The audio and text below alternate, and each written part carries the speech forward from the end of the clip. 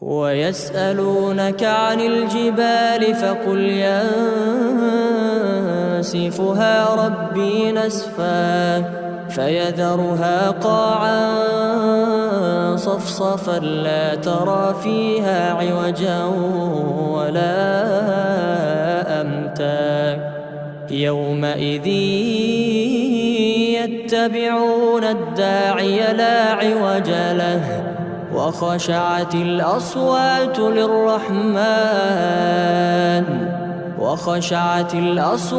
للرحمن فلا تسمع إلا همسا يومئذ لا تنفع الشفاعة إلا من أذن له الرحمن ورضي له قولا يعلم ما بين أيديهم وما خلفهم ولا يحيطون به علما. صباح الخير، صباح الرضا، صباح التفاؤل، صباح كل حاجة حلوة ليكم ان شاء الله. ازيكم عاملين ايه؟ يا رب تكونوا بخير ان شاء الله. النهاردة فيديو جديد وروتين جديد.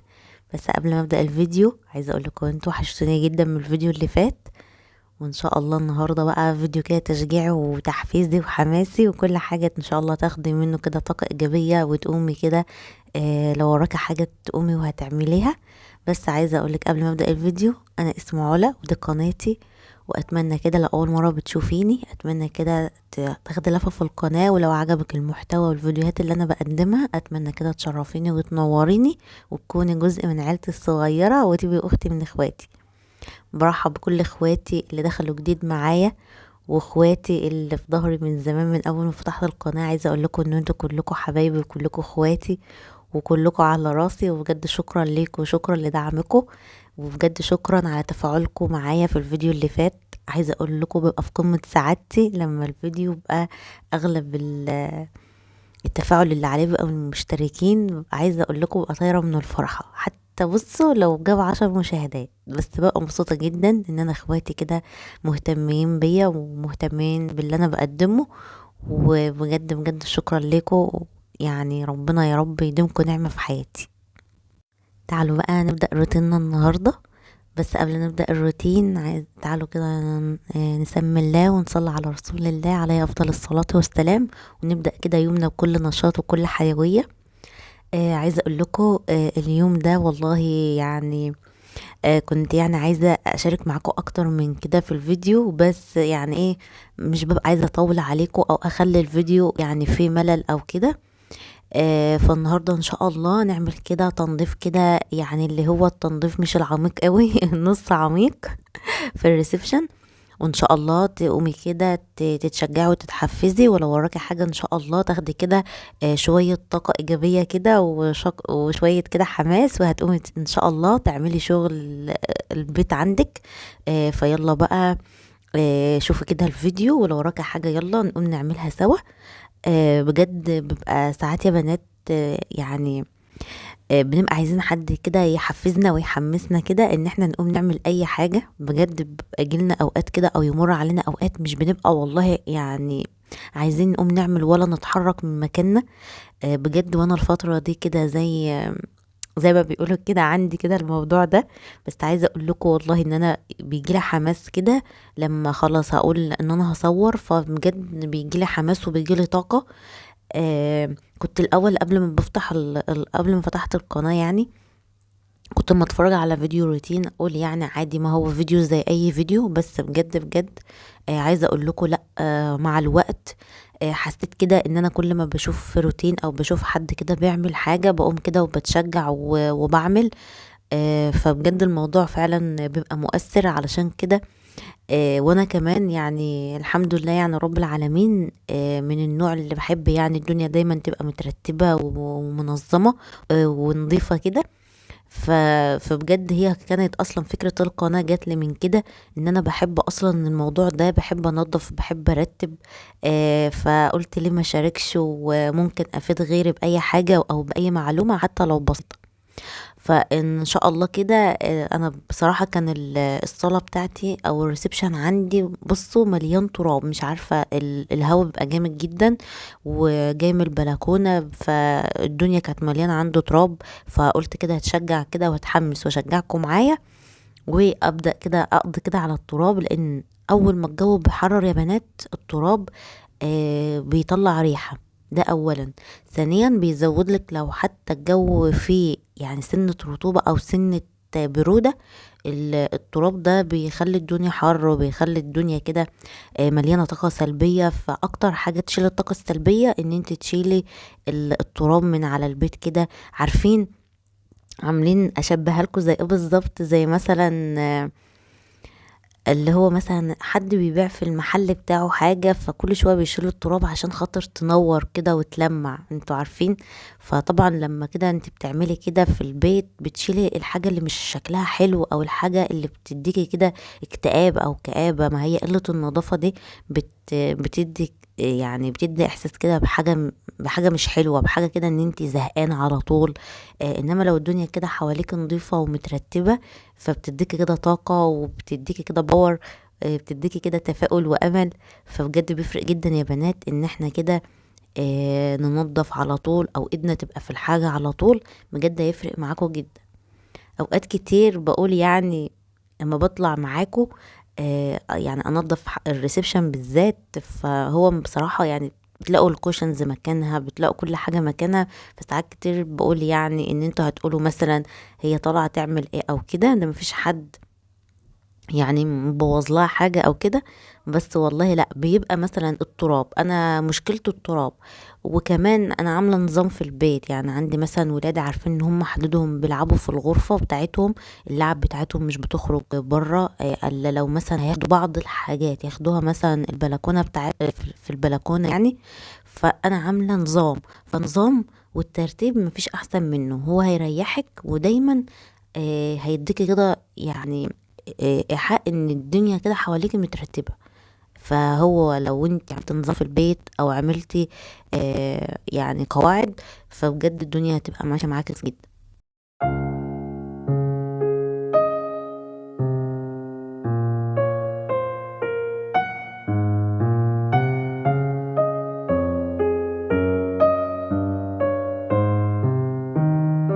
طبعا يا بنات انا قبل ما بدخل المية يعني او امسح او اعمل اي حاجة خالص لازم ببقى شايلة كل التراب من على كل حاجة، يعني ببقى شايلة اي مكان يبقى عليه فيه تراب بيبقى انا مشفطاه بالمكنسة. طبعا والمكنسة بالذات احسن حاجة ان هي تشيل معاكي وبتنظف معاكي التراب. لو المكان فيه تراب كتير يبقى اكتر حاجة هتنفعك هي المكنسة، ان انت تشفطي التراب بالمكنسة الاول، لان الفرشة هتيجي تعملي بالفرشة الفرشة هتطير التراب من هنا هترجعه على هنا، فاهميني؟ فولا كأنك عملت حاجة خالص. بس بصراحة المكنسة بتديكي كده ايه، بتخلي الدنيا تنور كده، لان هي بتشفط التراب على طول، فمش بتخليه بقى يروح من هنا ولا يطير هنا، انتوا فاهمين قصدي؟ فانا بقى كنت خلصت، كنت يعني شفطت كل حاجة وجيت هنا بقى مسحت. انا على فكرة مش بحبذ يعني الحركة اللي انا عملتها بالطبق يعني برمي مية كده، بس بصراحة من كمية التراب يا بنات كنت عايزة اخلي مية كتير على الارض. فبس انا مش بعمل كده، وطبعا مش بشجع حد يعمل كده. لان طبعا لو عملت كده على طول الرجلين بتاعه الانترهات لو في عندك خشب يعني ملامس الارض او كده، ممكن اللي هو مع بقى التكرار ان هو يعني ايه يقشر او يبوظ. بس انا بصراحه كنت واخده بالي ومش يعني بودي المية دي عند اي خشب ملامس الارض. فبرضو انا بس حتى اوضح لكم ان انا مش بعمل كده على طول، بس بصراحة اليوم ده كنت حابة ان انا عارفين احط مية كتير كده في الارض وامسح، يعني امسح بذمة يعني زي ما بيقولوا. طبعا كنت لمعت كل حاجة وزي ما انتوا شايفين كده التراب راح، يبقى الدنيا نورت كده من حواليا. على فكرة ده يا بنات كان يوم السبت، ويوم السبت ده بيبقى يوم اجازة عندي اساسا، يعني احنا في البيت بيبقى زوجي اجازة الجمعة والسبت، بس الجمعة مش بشتغل فيه، انا بشتغل ممكن السبت ممكن بقى ايه او منظف وكده. فعايزة اقول لكم يعني ان يعني مفيش احلى من ان انت كده تشيلي التراب والحاجات كده تنور حواليكي بجد. يلا خدي طاقه ايجابيه، ولو انت واصله معايا هنا ما تنسينيش اللايك، لان اللايك يا بنات هو اللي بيرفع الفيديو، فاتمنى كده لو انت شايفه ان انا استحق ان الفيديو يعني يتحط له لايك، اتمنى كده تدعميني كده باللايك الجميل كده اللي زيكم.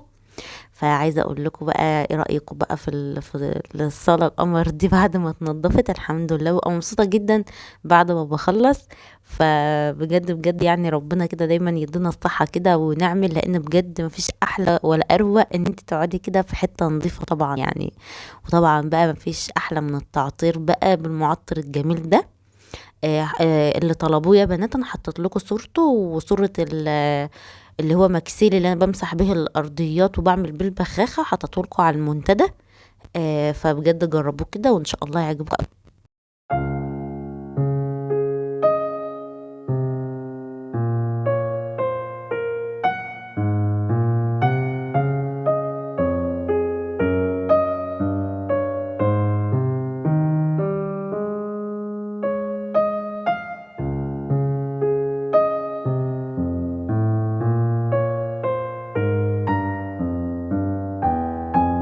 طبعا يا بنات اليوم اللي انا بنظف فيه او ببقى عامله فيه اي مجهود يعني زياده، ده يوم في موضوع بقى المطبخ بيبقى عندي بسيط جدا، يعني بحاول بقدر الامكان ان انا ما اقفش كتير، انتوا فاهميني.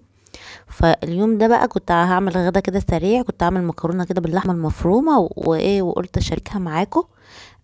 وكمان هشارك معاكم كان عنده خضار كده اللي هي الخضرة اللي هي الشبت والبقدونس والكزبرة وكده، فقلت بقى شاركتها معاكم قبل كده، بس عشان يعني اخواتي اللي دخلوا جديد معايا يعرفوا يعني الطريقة بتاعتي في ان انت تحافظي على الخضار ده عندك في التلاجة، ممكن يقعد معاكي ل3 اسابيع من غير ما يحصل فيه اي حاجة خالص.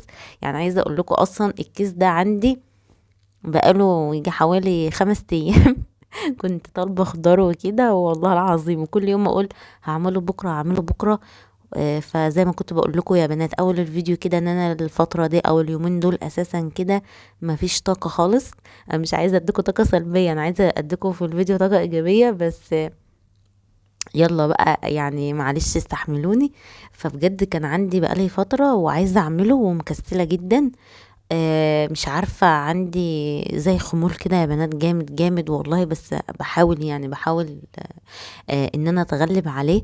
وعايزة اقولك بقى اكتر حاجة بتخلينا اتغلب على الخمول ده بيبقى ان انا بقرب من ربنا اكتر. يعني تحافظي على صلواتك، تحافظي على صلاة القيام قبل ما بتنامي، قبل ما تنامي خدها قاعدة كده في حياتك. والله العظيم وشوفي ايه اللي هيحصل في حياتك، يعني بحس ان الدنيا بتتغير معاكي. عايزه اقولك يعني خدي كده ركعتين كده قبل ما تنامي هيفرقوا معاكي جدا في حياتك. تعالوا بس هنا يا بنات، عايزه اقول لكم ان انا كنت بعصج اللحمه قبل ما بحط اي طماطم عليها، بحط لازم ان هي تتعصج، وبسيبها كمان لحد ما بتستوي بيديكي طعم طبعا احسن. فانا هنا حمرت البصله، دبلتها كده ونزلت عندي باللحمه المفرومه، وبعد كده حطيت البهارات بتاعتي، بهارات لحمه وبهارات مشكله وفلفل اسود، وما بحطش ملح بقى الا بعد ما بتستوي. وبعد كده بسيبها تستوي، وبعد كده نزلت بالطماطم وحطيت ايه اللي هو نص مكعب المرقه ده وشويه ملح، وبسيبها بقى مع نفسها. وشويه كده يعني شطه سبايسي وشويه كده حطيت ايه تاني والله نسيت. ورقتين لورا. لازم يا بنات، لو انا ببقى عامله كده لورا مطحونه، بس بصراحه هي خلصانه، لورا مطحونه على حبهان مطحون لازم بحطه في اللحوم، فهو خلصان. فانا حطيت كده ورقتين لورا وسبته بقى، وعلى معلقه صلصه كده جاهزه، وسبته بقى على النار. وقلت بقى ايه اروح بقى انضف الخضره بتاعتي زي ما انتوا شايفين. رتبي كده الدنيا حواليكي، بتلاقي نفسك ان انت بتنجزي اكتر من حاجة في نفس الوقت. يعني انا سبت مثلا الصلصة بقى تتسبك ورحت اعمل بقى الخضار بتاعي علشان خاطر ان انا عينه. انا يا بنات مش بستغنى عن الخضار كده طازة في التلاجة، عشان خاطر انا يمكن يوميا انا بحب اعمل طبق سلطة على الاكل. يعني عودي اطفالك كده على الطبق ده، لان الطبق ده اهم من الاكل نفسه والله يا بنات. للولاد خاصة. طبعا السلطة الخضراء معروفة فيتامينات جامدة وكده، فانا بصراحة يعني الخضار بقى بيخلي السلطة في حتة تانية خالص، انتوا عارفين. فعشان اتغلب بقى ان هو بيبوظ وكده، بعمله بالطريقة دي، ان انا بنضفه. مش بحاول اجيب عليه نقطة مية خالص. بحط كل نوع في كيس وبحطه في الدرج بتاع الخضار. اما باجي بقى حابة ان انا باخد كده يعني على قد استخدامي، وبحطه في مية وخل، وبعمل اللي انا عايزاه بيه. يعني بصوا هيفضل معاك وقت طويل جدا، مش هيحصل له اي حاجة خالص.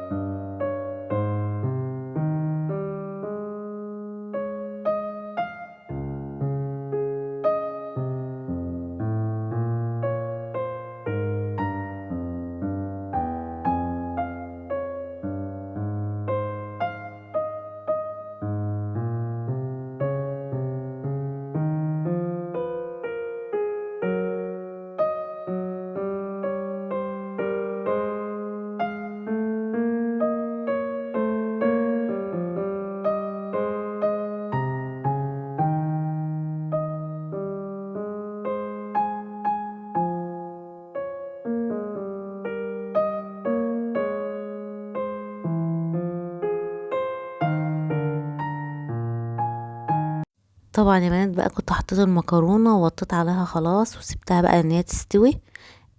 هنا بقى كان زوجي يعني جايب لي العيش وكده، فقلت برضو اشارك معاكم يعني طريقتي يعني في ان انا بعين العيش ازاي او كده. زي ما انتوا شايفين انا بحب اصلا اقسمه، بس طبعا ببقى ساعات عايزه اعمل حاجه، يعني ممكن اعمل حواوشي جبنه، ممكن اعمل حواوشي اصلا اللي هو باللحمه، فبحتاج العيش كامل يعني. فسبت كده كيس يبقى مدور يعني زي ما هو، وجيت بقى للعيش التاني بقى بتاع السندوتشات بقى، لو هعمل سندوتشات كده فببقى اقسمه كده، وبحب اضغط عليه كده جامد واخرج الهواء، فمش بياخد مني مساحه في التلاجة يعني وكده. انا بجيب يا بنات يعني يعني مثلا يكفيني مثلا بالاسبوع، او يكفيني مثلا على الاقل 5 ايام، يعني مش بجيب يوم بيوم. كده بيبقى احسن يعني وكده. طبعا اليوم ده ما صورتش معاكم قوي الغدا، بسبب ان اصلا اليوم ده كان ولادي بيلعبوا تحت، وطبعا طلعوا متاخر، فاتغدينا اساسا متاخر. فكنت عايزه بس اوريكم شكل المكرونه كده. يعني بعد ما استوت كده وهي مفلفله وحلوه كده، بتبقى حلوه قوي. جربوها بالطريقه دي يا بنات هتعجبكم جدا. وكمان عملت لهم كده عصير جوافه بالبرتقال وعصره ليمون كده. عايزه اقول لكم بيبقى تحفه، جربوه، فيتامين سي جامد جدا، وبيبقى حلو قوي والولاد بيحبوه. تعالوا هنا بقى كنت عايزه اعمل لهم بقى حاجه حلوه، فقلت يعني ايه مفيش احلى من قرص النشادر، بتبقى سريعه جدا وبجد بتبقى حلوه قوي مع الشاي.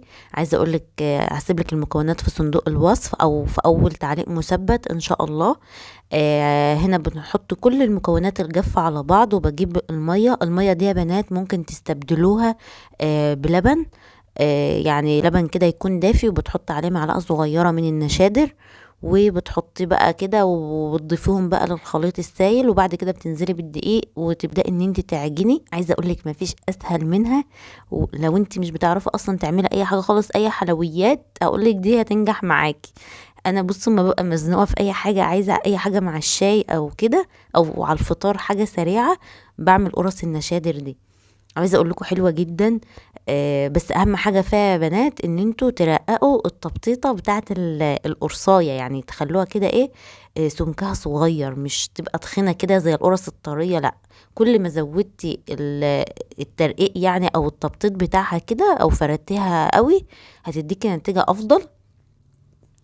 يعني انا ساعات بسيب بصراحه فيها سمك، بسبب ان ببقى حباها تبقى يعني ايه طريه قوي قوي. فبس انت بقى لو حباها كده زي البسكوت او مقرمشه، هي حاجه كده يا بنات ما بين البسكوت وما بين القرص، بس بصراحه تحفه يعني.